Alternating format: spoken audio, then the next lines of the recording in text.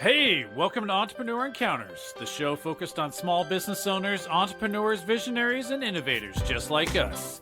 Because our guests are just a little bit ahead of us on the entrepreneurial journey, we can learn insights and strategies on how to grow our businesses based on their struggles, their stories, and their successes. I'm your host, Brent Hefwasson, Milwaukee Small Business Coach, and I want to transform your hard work into hard cash. You see, the truth is, there are no self-made entrepreneurs or business owners, only amazing individuals who choose to reach out and form a community of support that makes them successful. Thank you for joining me on today's episode of Entrepreneur Encounters. Today's interview is both inspiring, and for my wife, Kate, and me, it's also faith-affirming. I'm going to interview Paul M. Neuberger, the founder of the Cold Call Coach and C-Suite for Christ, among numerous other businesses he's had the opportunity to be a part of. So today, you're going to get a 2-for-1 deal, and I think you're going to like it. I want you to go ahead and listen and hear what he has to say about how he started his businesses. Let's listen. I don't get out of bed to do the easy. I don't get out of bed to follow somebody else's trail. I get out of bed to do the hard. I get out of bed to blaze my own trail. I think we've all been told that cold calling is impossible. Cold calling is dead. I don't know. So somebody once said cold calling died in 1997. I guess I never saw that death certificate. I don't know how they ascertain that information, but if everybody in the world thinks that cold calling is dead, gosh, if we can not only utilize that tool, but be very, very good in that skill, that gives us a distinct competitive advantage. So for the last 8 years, I've been training individuals and organizations all across the world how to master that skill. And then C-Suite for Christ. I believe that that's the same thing. You know, the world tells us you can't talk about Christ on a secular business platform like LinkedIn. You can't talk about Christ openly because you might offend people. What is that old adage? Never talk about politics or religion at the dinner table, I suppose. Well, I take conventional wisdom and turn that on its head also. And because I've been telling the world not so much who I am, but whose I am, we started quite a following. C-Suite for Christ was born, and now we got thousands of executives all over the world associated with us. So I suppose that's what gets me out of bed, and I'm very fortunate to be doing what I do every day. Did you hear that, folks? I don't get out of bed to do the easy. Whoa. How many of us sort of like stepping up to those challenges? I think that many of us as entrepreneurs and small business owners are wired a lot like Paul, that we want to fix problems when we see them. They're an opportunity, they're a challenge, they're calling us. I'm even going to go out on a limb and say perhaps it's a little bit contrarian. Other people are marching one direction, let's march the other. Paul mentioned that he's heard many people say, hey, cold calling is done. Well, maybe not. Maybe just people don't know how to do it. Maybe you've got to do it differently, but there is still a model in order to make it successful. And he found a similar contrarian challenge when he founded C-Suites for Christ. And I think he bases all his energy on accepting those challenges and focusing it and then being able to step up to the challenge. Is there a challenge you need to step up to? So I went on to ask Paul how he ended up getting into business for himself. He's a passionate, driven individual, but that doesn't mean that you go into business for yourself just on those two criteria. And I think a lot of us are going to identify with his answer. Let's listen. I think it's because I couldn't work for anybody else. I don't know if you can relate to that. It's not that I'm a troubled employee. It's not that I don't like authority, but I think for some of the rationale that I would have for that, one, just a lot of my bosses couldn't keep up with me. I mean, again, it's always doing, always going, and not just always doing and going, but just pushing back against conventional wisdom, challenging the status quo. You know, we've always done it this way. What if we do it this way? Yeah, Paul, I'm not really comfortable with that. Well, it's hard to stifle a caged bird for so long. I just want to let those wings of mine fly. And if they work, great. If they don't, fine. At least I know. And I thought, hey, I'm going to take these ideas. I'm going to take this innovation. I'm going to take this desire to take risks and do it on my own. And thankfully, it worked out fairly well. All right. I think many of us might be nodding as we listen to that interview. I can see you on the other side of this interview, nodding along to what Paul has just said. He couldn't see himself working for someone else. Going back to that contrarian viewpoint, it's not that we're necessarily opposed, but we see another path that others haven't traveled before. What about this? Well, it's not the way we've done it before. Well, so what? So what? That's a place where I've been able to carve out a successful vision of looking forward. Well, I think we can accomplish what we need to by going this way, but no one's ever done it before. Okay, but will it work? That's maybe the question and the challenge to step up to. That may be the challenge that you need to in your own business to step up to. And you might be in a situation or have been in situations where you've made those other ideas that don't follow the status quo. But guess what? The status quo isn't working or wasn't working well enough or was missing out on an opportunity or was leaving people behind. So we step up, we attempt to fix it. Sometimes it doesn't work and we had to leave and move on. And now, if you're a small business owner, you have the opportunity to start to implement some of those things for yourself. So I want to say, don't necessarily follow the status quo because everyone else does. If someone says, hey, you need to do all these things because that's what all the other people are doing, ask why, push hard, really find out. You're going to find out, frankly, a lot of people are like, I don't know. That's just what, that's what John down the street told me to do. Okay. But you might also stumble upon the thing that makes you unique and great and be able to step forward and have the success. All right. I went on to ask Paul about why specifically he wanted to start the cold call coach. Let's hear what he says. So I've always been an extroverted human being ever since I was 3 years old, and my parents would take me to the Wisconsin State Fair. Every time I'd see somebody, I'd want to start a conversation with them. I don't know. I've just always been extroverted, love to have conversations with people. And when I was a college student, I graduated from Ripon College in 2005. My sophomore year, I joined the Ripon College Student Phone-a-thon. I just thought that'd be a great way to make money, great way to meet people, great way to talk, build relationships. Plus, like I said, the challenge of that. Most people hear cold calling and they want to vomit in their mouth a little bit. Most people hear, hey, you're going to randomly reach out to this donor and you're going to ask them for $10,000 on their credit card. People would start to have night terrors and cold sweats. I mean, that just amped me up. So I was very, very good at it. I really enjoyed it. And I became a professional fundraiser over the course of 8 or 9 years, working for colleges, universities. And then my father-in-law tragically passed away very suddenly from a heart attack in November of 2012. And he kind of left my mother-in-law in a rough financial position. And as always, when anything goes bad in my life, Brent, I blame myself. I mean, it's a curse because you're always carrying this weight of stuff I couldn't control, stuff I couldn't conceivably fix. I dwell on that, but it's also a blessing because I want to change the world and be one of those change agents to kind of make the world a better place. So I said, well, geez, if I couldn't help my in-laws at this period of their life when they needed it, I'm going to make sure that nobody else has to go through that situation again. So I joined Thrivent Financial. Part of the reason I joined Thrivent, A, I was a client, but B, I really appreciated their Christian approach to business. It was all about their corporate culture. So for me, I joined Thrivent. Well, now here was the challenge, though. Previously, as a professional fundraiser, I was cold calling against the backdrop of a guaranteed salary. Now I'm cold calling 100% commission. Stakes go up, pressure goes up. Hey, I better rise to the occasion. Thrivent says, don't worry, Neuberger, we got you covered. Here's a script. I took one look at that and I said, this isn't a script. This is toilet paper. I'm going to be broke if I have to use this. So I spent a couple of months trying to modify the approach. How do I hunt my ideal clients? What's the hook? How am I going to pique curiosity? How am I going to generate interest? It took a while. I was not an overnight smash sensation. I can assure you that much. But after time, through this refinement process, I got to the point where I'd make 15 calls. I'd schedule 15 appointments. I became this bona fide circus freak. People looked at me as if I had lobsters crawling out of my ears. And then I started to hear this refrain over and over. Paul, we'll pay you to train my team. Paul, we'll pay you to write a script. Paul, I'll pay you just to sit in your office and listen to you make cold calls. I always thought that one was a little weird. But again, as an entrepreneur, like you said, you see opportunity where some people miss it. So I created the Cold Call Coach in April of 2015. Pretty soon, demand was quite intense. I had a decision to make. And the last thing I'll say about this is I just made the determination. There's a financial advisor on every street corner in every city of every state. But how many people are stupid enough to teach cold calling for their full-time career? So I thought, hey, I'd be in a lane all by myself. I can suck all the oxygen out of the room if I go that route. I did. And the rest is history. I now have clients in 50 states, 132 countries. I wrote a best-selling book, and I'm probably having more fun than I'm legally allowed to have. I love this. Regular listeners of the Entrepreneur Encounters show will know that this is a refrain we've heard before. There are traits that are being identified very early on. Paul was super extroverted.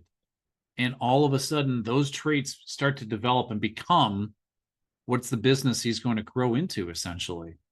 When we take our natural talents and abilities and skills and things that we've learned in the environments that we've been put into, and we take those God-given talents and we start to put them into use for our business, a lot of times that becomes our value proposition.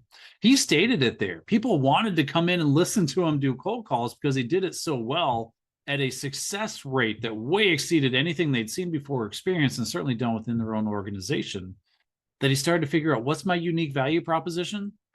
I can be unique in the cold call space, because while there's financial advisors in a lot of different locations, according to what he was looking at, there were not very many people who wanted the business of teaching cold calling, particularly when everyone thought the art was dead.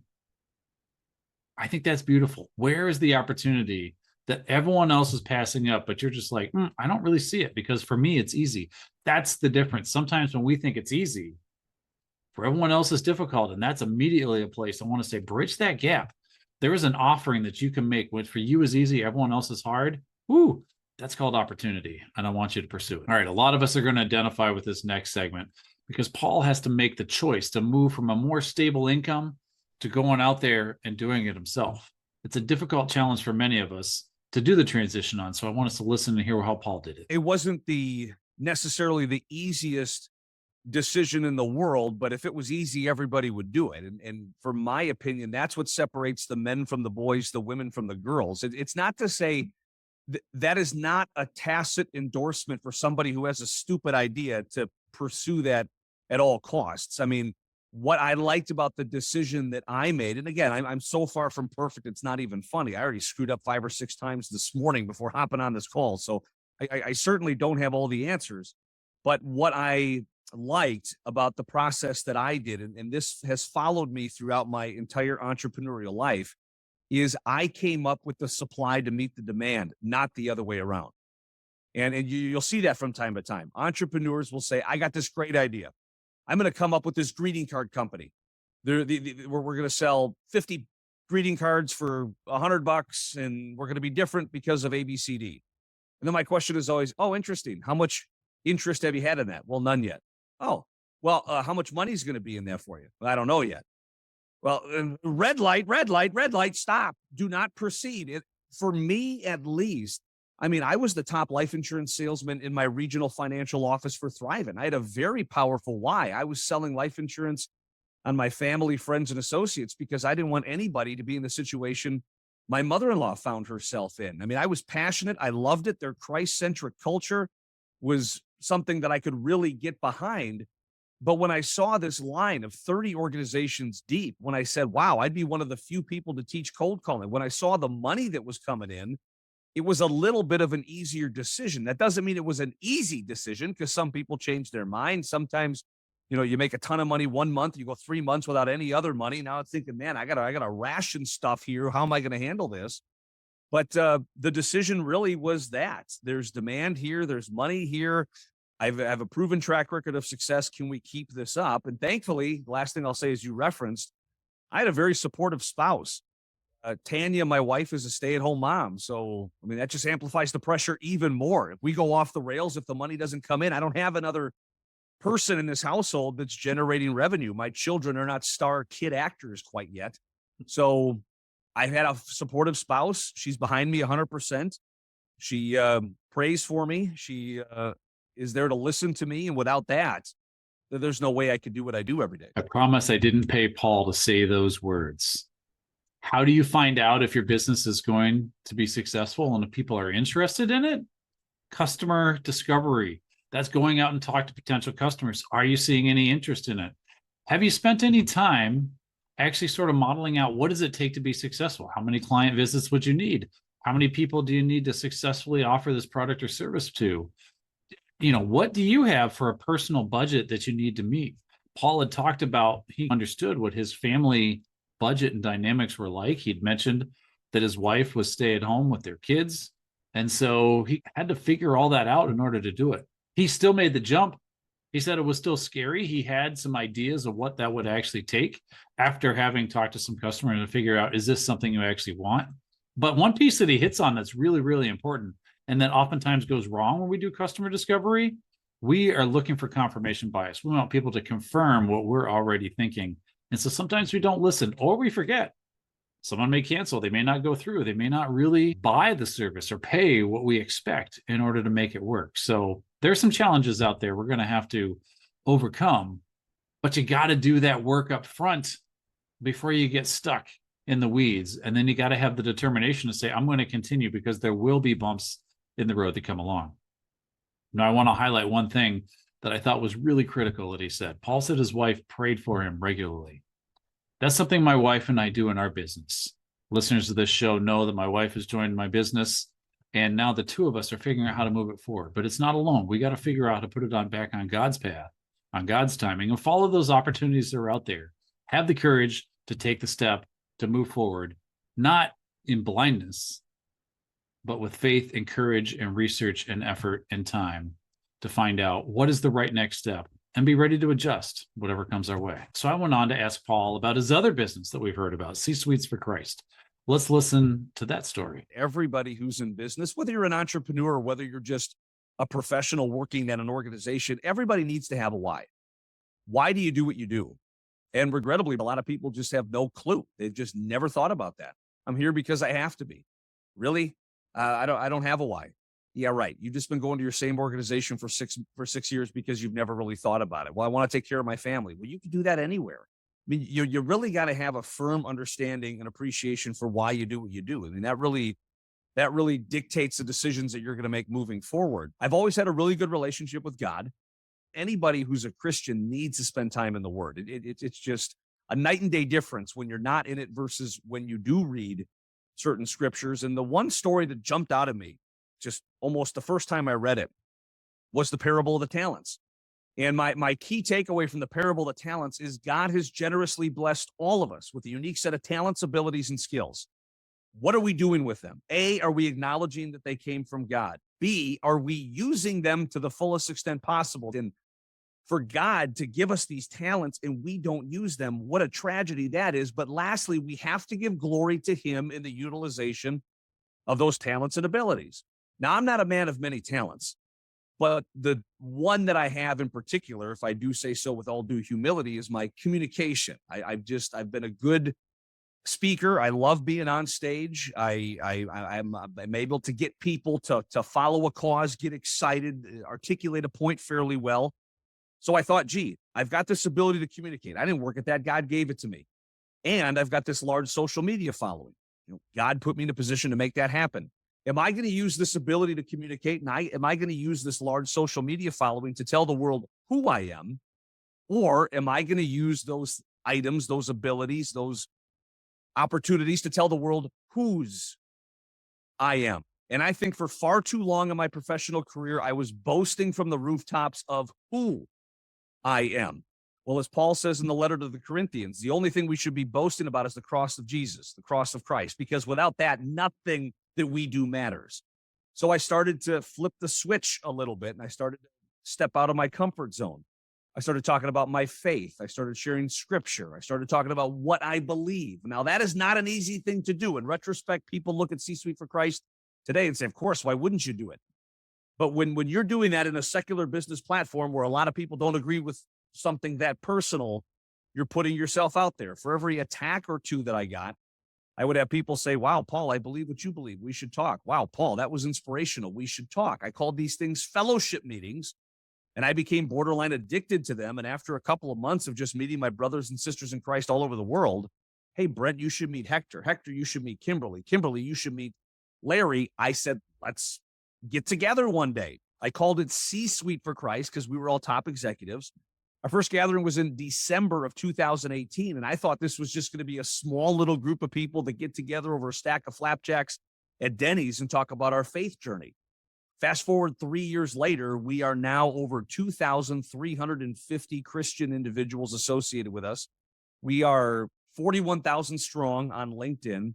We get over 3.2 million views every single month on our C-Suite for Christ content. We're planting chapters all across the country. I have a TV show, a radio show, and a podcast.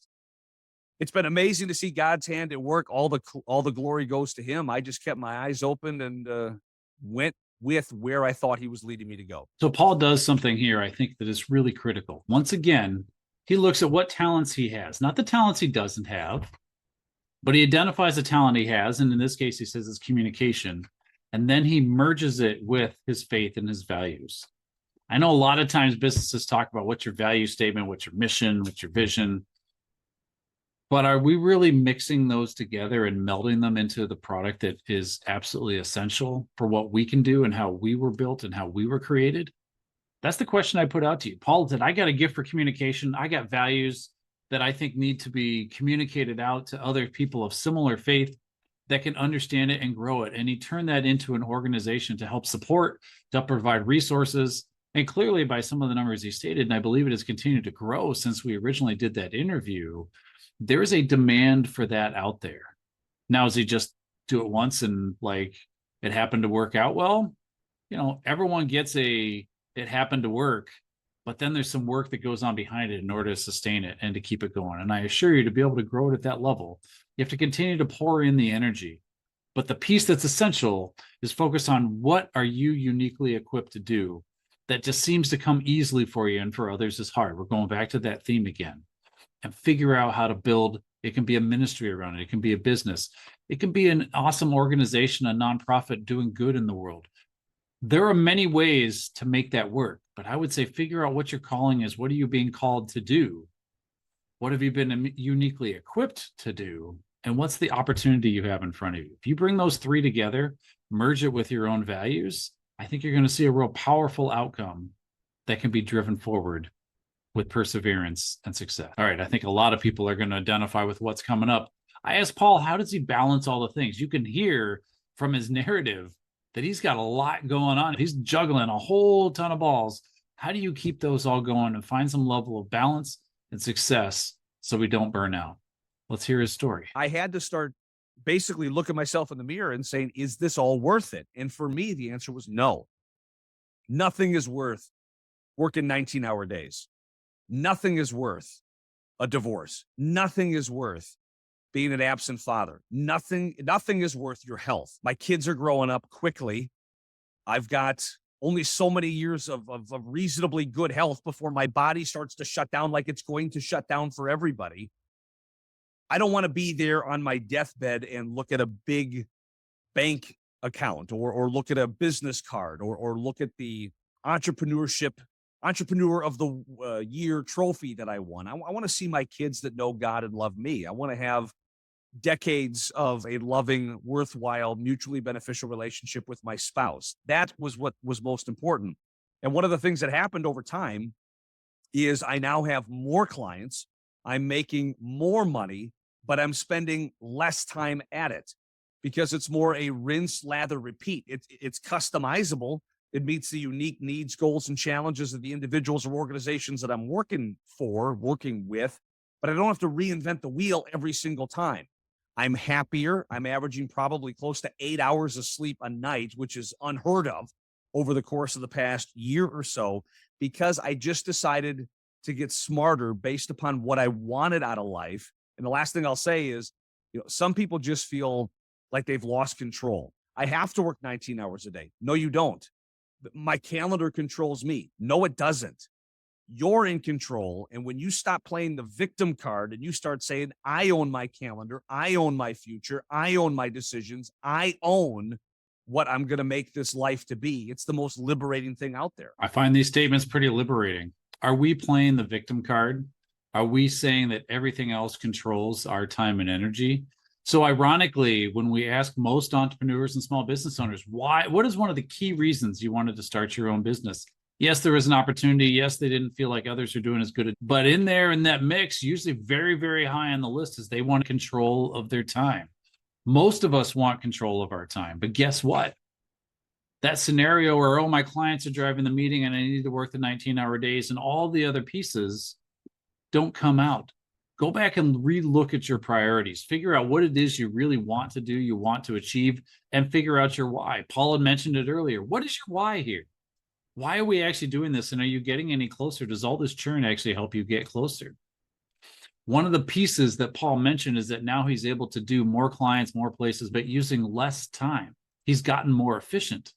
That's a place in Milwaukee Business Coach. We work with people all the time. There are oftentimes processes and procedures and approaches that we can implement that's really going to help, so that the next time and the next time and the next time, it keeps taking less time.